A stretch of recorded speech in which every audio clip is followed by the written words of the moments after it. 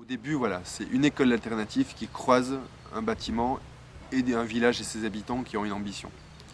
Mais dès le début, dès 97, l'association qui est créée, c'est une association culturelle. Notre objet social, c'est la défense, la conservation et la promotion d'un patrimoine. Donc, quand on redonne d'association culturelle, on en vient avec un chantier naval opérationnel qui prend des commandes de rénovation bateau, qui construit des bateaux, que ce soit professionnel ou amateur, mais qui en construit.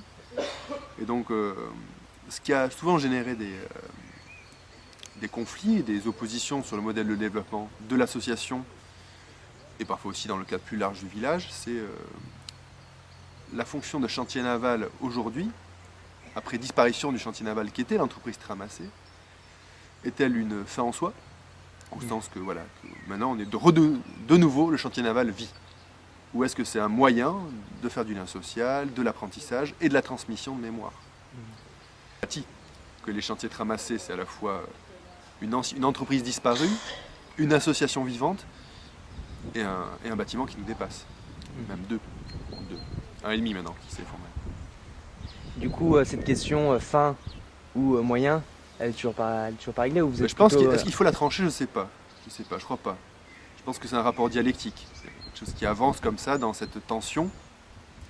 Et que même si on regarde de manière économique, on voit que l'entreprise de charpente de marine ne pourrait pas vivre sans les autres secteurs, que ce soit le socioculturel, la formation ou maintenant le tourisme s'il se développe, mais que ces secteurs-là, sans la charpente de marine professionnelle, auraient beaucoup moins de saveur, auraient beaucoup moins de corps.